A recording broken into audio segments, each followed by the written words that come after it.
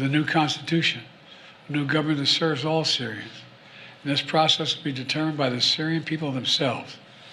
And the United States will do whatever we can to support them, including through humanitarian relief to help restore Syria after more than a decade of war and generations of brutality by the Assad family.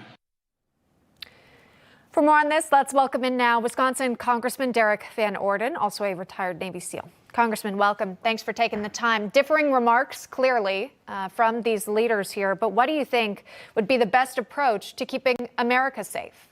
Well, I think we have to understand the track record of both Joe Biden and Donald Trump when it comes to foreign affairs. Joe Biden has not made a single right move in the foreign affairs arena, in my opinion, in his entire presidency, or when he was vice president, or when he was a senator. On the other hand, Donald Trump has had a stellar record dealing with foreign affairs.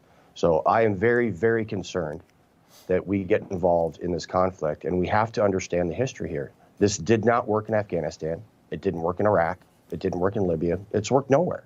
So we have to be very, very certain that we do two things: protect Israel's equities and also the Kurds, who have been another steadfast ally in the region for decades. And Congressman, President Biden, in his speech over the weekend here, he also made this claim. I'll get your reaction on the other side. Watch. You know, for years, the main backers of Assad have been Iran, Hezbollah, and Russia. But over the last week, their support collapsed, all three of them, because all three of them are far weaker today than they were when I took office.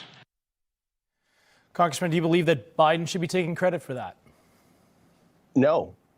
Absolutely not. Let's remember what happened in Afghanistan. We armed the Taliban, and that created Al-Qaeda, who wound up attacking the United States of America. We meaning Hillary Clinton, backed getting rid of Muammar Gaddafi in Libya, and that led to ISIS. So no, the reason that Russia and Iran are weaker right now has to do with many more geopolitical aspects than Joe Biden sitting there behind a podium trying to read off a teleprompter. When Assad fled to Russia, this would have marked the end of the decades-long brutal dictatorship. But what we know, the current replacement, which again, this is temporary because this is a lot of moving parts, it happened over the weekend here, would be someone named al-Jawlani, former al-Qaeda militant here, leading the dominant rebel group, and now rules Damascus. So someone who has former ties to al-Qaeda, should we be optimistic that things have turned around? Can we trust this individual who's set to lead now Syria? Again, absolutely not.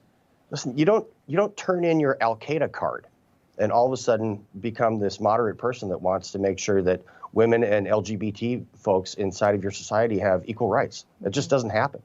And let's remember, Lloyd Austin said he took the Taliban at their word when women would be treated equal in Afghanistan. So absolutely not. Once you're a member of al-Qaeda, it's like being in the mob. You don't just say, I'm resigning my position today.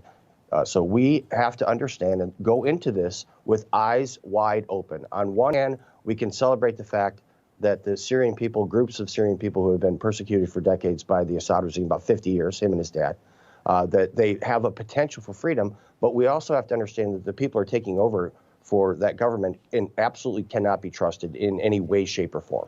Certainly two different views there from President-elect as well as President Biden. We'll continue to watch and see how this plays out. Wisconsin Congressman Derek Van Orden, thank you so much for coming on. We appreciate it. You bet. Merry Christmas. Yeah, you too. Merry Christmas.